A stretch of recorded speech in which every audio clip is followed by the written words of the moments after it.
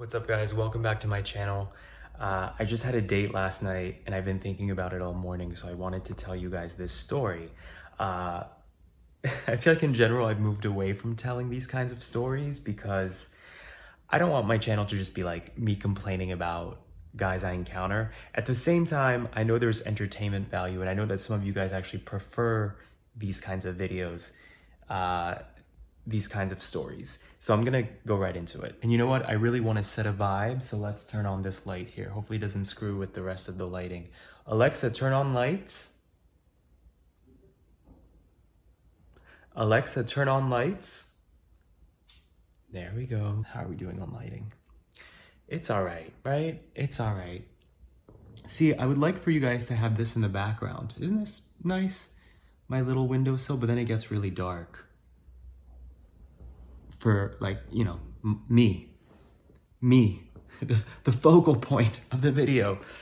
Anyway, for me, the moral of the story, let me start with the moral of the story before I tell this story, is the importance of trusting your instincts. So it's totally on me that I was like, don't know if this will work, but it's so rare for me to encounter somebody who's effort-based, who's polite, who's inquisitive, all those things. So I wanted to give him the benefit of the doubt, basically. So this guy reaches out to me on Grindr, and it was very, how would we say, cordial, like refreshing for the way a Grindr conversation often goes, right? So it was kind of back and forth and nice chemistry, at least via text. He made it very clear pretty early on that, you know, he's very traditional and he's looking for something substantive. He doesn't want just a quick hookup, all this stuff, which is nice to hear. But I did notice that there was kind of a level of intensity that just kind of, you know, made me a little bit wary. For example, he noticed that my profile on Grindr, you know how on Grindr, if you use Grindr, you know, you can select like looking for dates, looking for friends, and you can select more than one thing. So I always have it set to dates and hookups. Like, I know what most people use the app for. I'm not delusional about it. Sometimes you have a moment of a moment of lust, you know, where your libido takes charge, but generally a date would be nice. I never mark like looking for friends or chat because to me that's just like, it doesn't feel totally genuine. Anyway, so he saw that I had the hookup box checked and he seemed very cautious about like, are you one of those Grindr boys? And, you know, he just kept really pushing the I'm very traditional thing. But then at one point he asked if he could see some more scandalous pics, and that kind of rubbed me the wrong way because I'm like, if you want to go in a traditional direction with me and actually go on a date, which is how the conversation up to that point, how it was, the direction it was leaning in, I'm like, stick to that path, sir. You know, like no mixed signals, let's not confuse this. But he kind of kept pushing, and I set my boundary and was like, sorry, like if you really want to explore something traditional with me, I don't want to do that.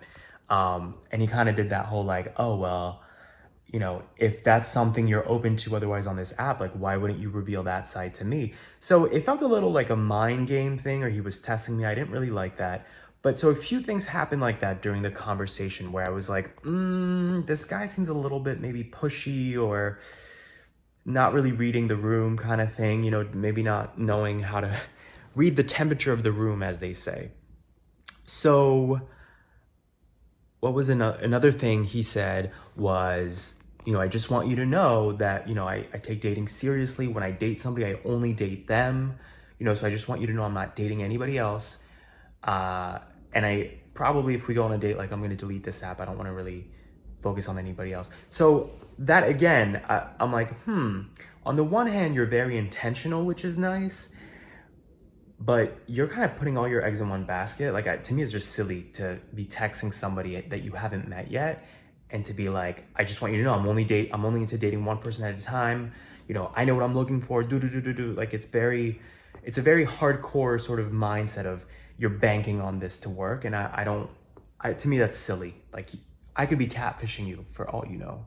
Just sometimes less is more. You know, you don't have to say all these things. Just like the thing with the photos, like you don't have to share all this, meet the person and go from there. So he ends up asking me out. We agreed to get drinks a few days later, which was last night. And my instincts were spot on. Like, this guy had some kind of chip on his shoulder. I don't know if he's been really wounded. Like, I'm not sure where it comes from, but I sensed this, like, this ego without an awareness that he has a lot of ego. And to give you an idea too of this guy, very sort of preppy, coiffed, clean cut, which isn't even something that I'm typically drawn to. I mean, I'm pretty open, but guys that are very like cookie cutter, he comes from the finance world. Like, I don't know that I gel that well with guys like that, because they tend to be more, dare I say, corporate in their personalities. By the way, do you guys like this?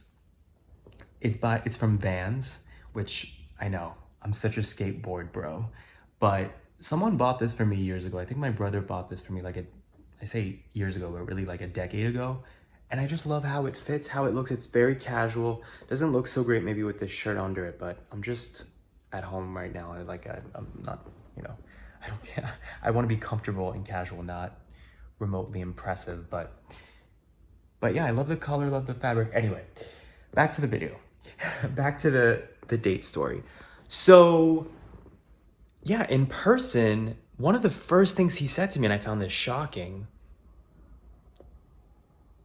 he was like, I just want you to know you're very different in person than how you present yourself on an app. So I think at first he's gonna compliment me and be like, in person, it's like you're so much warmer or nicer or you're more attractive. Like, that's what you hope somebody will tell you, right? And he was like, I just assumed you were really promiscuous from your profile. And I'm like, what? By the way, my Grindr profile, and I'll probably drop a few photos here so that you have some context. My profile is so wholesome on Grindr. I basically treat it the way that I treat a regular dating app. Like, I think I literally have the same photos that I have on Tinder and on Bumble. So I'm kind of, I was shocked by that, especially because for those of you who have used apps like Grindr, you know how some people really push the sexual stuff, even in their profile pictures, in their bio, the way they describe themselves, what they're looking for. Like, especially in Miami where I live, there are guys who are basically nude in their profile picture, but maybe it's like there's a little bit of fabric covering something so that the picture gets approved by Grindr. Or like, they're in a thong, they're in a Speedo.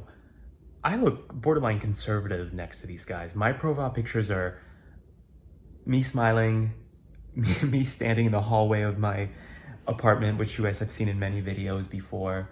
There's one photo where I'm shirtless, but it's head and shoulders, so you don't even see anything.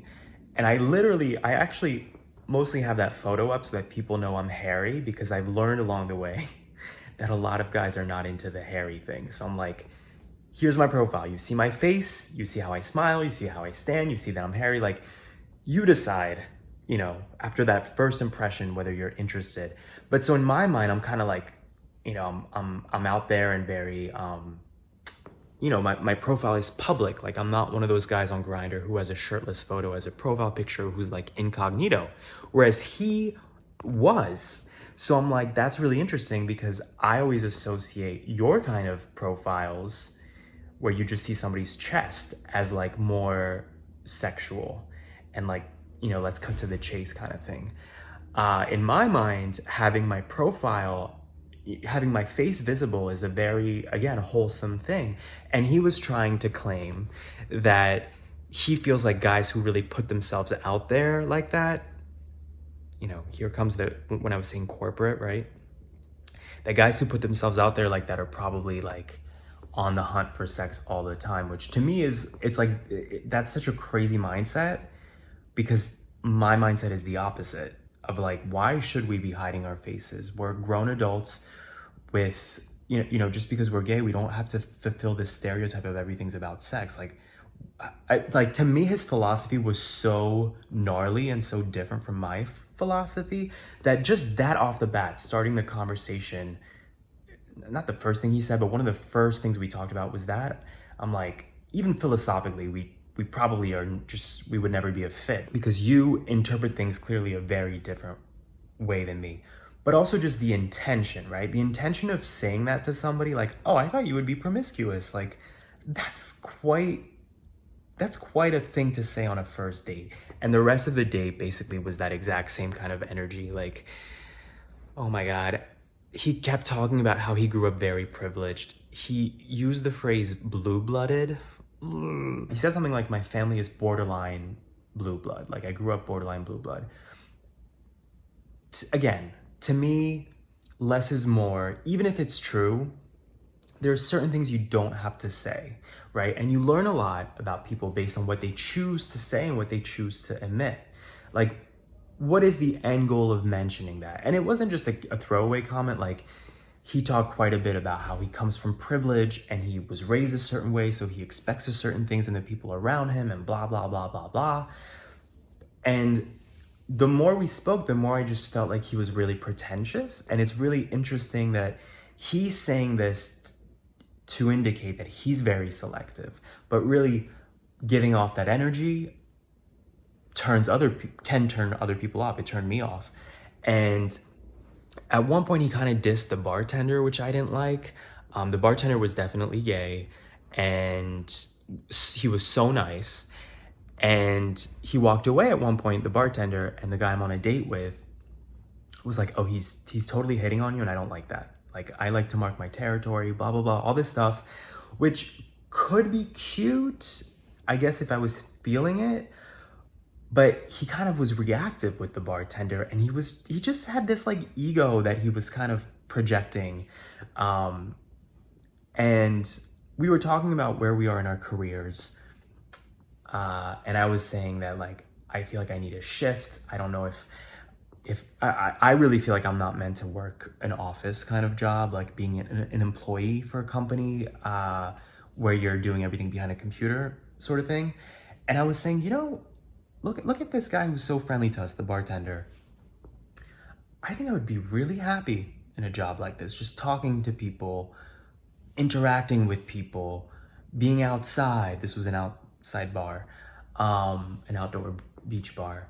And he said something like, if you were a bartender, I would never like even entertain a date because it tells me something about I think he said something about your educational level and your ambition. And it totally rubbed me the wrong way. Because we're surrounded by people in the service industry, like not just that bartender, but there's people who kept walking by with food on a platter. Like, this guy just had no self-consciousness. You know what it is? A lack of tact. He had a lack of tact and self-awareness. But the other thing is, like, I've been working now office type jobs for a decade. I have met plenty of people who suck at their jobs, are not competent, don't care about their jobs, are not ambitious at all, are lazy, are scamming the company, like they're not doing anything all day. And I also have I understand what the guy meant. I understand this assumption of, like, if you're working a service job or if you're working, I don't know, a blue collar job, then you're not, like, these are jobs that are notoriously not intellectual. But again, my reaction to that would be, my job is not necessarily intellectual. I've met plenty of non-intellectuals in the workplace, and you could be a bartender and maybe I've actually met bartenders who that was their past. They used to have more traditional office jobs or whatever. And they hated it, or they were miserable, or they got fired and needed to find something else. By the way, I don't know how other cities are, but I remember when I lived in New York City, it wasn't even that easy to be a bartender. Like, you were expected to have experience at many other bars. But I remember somebody telling me that you were expected in New York City to have I don't know what the word is, a license, like a certificate of having attended mixology school. So the more he spoke, the more it rubbed me the wrong way. All these assumptions about people and how they must be and who he's not compatible with based on his background. Meanwhile, you guys, this guy is unemployed. He just got let go from his job. And I'm thinking like, you're here criticizing a guy who's who's serving us and kind and you know, doing his job, and you're not even employed right now.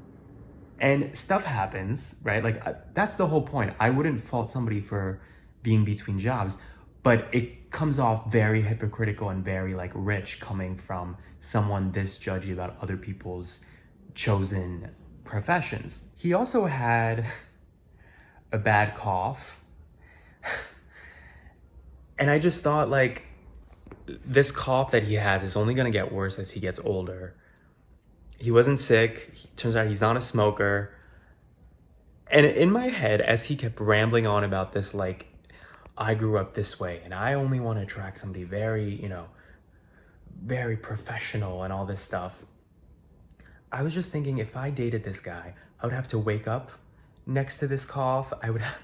We'd be in a movie theater and I'd have to hear this cough. And like suddenly my life is flashing before me. I'm going into like my own little premonition of what life with this guy would be like between his judginess and this cough. And I realized like, this has been happening a lot for me lately. I realized this is one great example of how I'd rather just be alone. I'd rather just be alone. And I think guys like that are probably struggling. By the way, he's early 40s.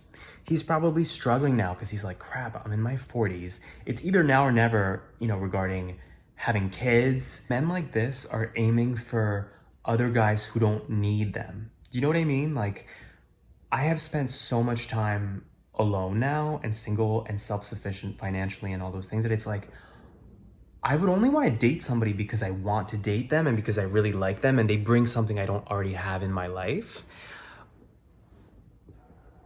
But I don't have a need, like a real need, a real dependency for a man or a partner. So anyway, the date ended with him going in for a kiss, which was very awkward because the whole night I politely evaded his touchy-feeliness, like a pat on the back, a touch on the leg. Like I didn't want to mislead him, but I also didn't want to be like disrespectful and make him feel weird by being frosty. So I just kind of would like ignore it. But he went in for a kiss at the end of the night and I literally said like a little schoolgirl, I was like, I'm just meeting you. But because I didn't know how to say, I'm not into you, don't kiss me. But I rushed into the Uber and I was relieved to come home. And I remember the last time I went on a real date, which was I think last summer, I was also relieved to come home, which obviously you should not feel after a date, right? But for me, the lesson is like, it's my fault. I mean, I went on a date with a guy who before I ever met him, I was like, I don't know. My instincts are telling me this guy's probably not the right fit for me, but I went with it anyway just to like take a chance. And I always want to take a chance, but the thing is though, when you're there and not enjoying yourself and you're like, fuck, I'm gonna lose $50 out of this and time, and I'm gonna have to deal with the awkwardness of the awkward goodbye, which was an awkward goodbye because he went in for a kiss. I'm gonna have to deal with this now. Like tomorrow he'll probably text me, and he did text me when I came home and was like, you know, all this stuff like, oh, it was so great meeting you. I wait to see you again. And I was like, he did ask that in person too, right before I jumped into the Uber. He was like, maybe we can hang out this weekend. And I was like, maybe. So the moral of the story is to trust your instincts. And also, I think that it's funny, the guy I went on a date with last summer was also unemployed between jobs. And I'm like, what's with all these guys pursuing dates when they're unemployed? I get it that they have all this free time, but like, shouldn't you be focused on finding a job? Like, isn't that a bigger priority?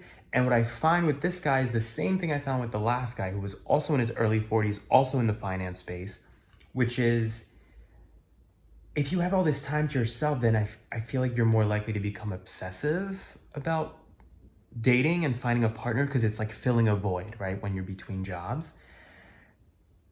And that's not the right, like, energy, right? To be sort of steadfast on finding a partner. Hello, you should be prioritizing employed. The other thing that annoyed me was that he asked me out, and the whole date he was talking about how he's very traditional and he likes to take care of a partner and all this stuff. And he made me pay for half of the drinks and the fries that we had. And I don't mind. Payment is not an issue for me. But again, just the hypocrisy and the irony of all this talk. And this is why I don't trust what men say. And this is why words of affirmation will never be my love language, because a man or a woman or whoever can say anything, but their actions speak so much louder. So it was like just turn off on top of turn off on top of turn off, red flag on top of red flag.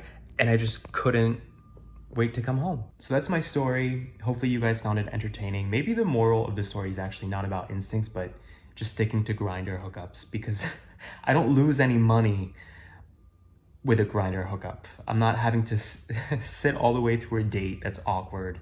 Anyway, catch you guys later.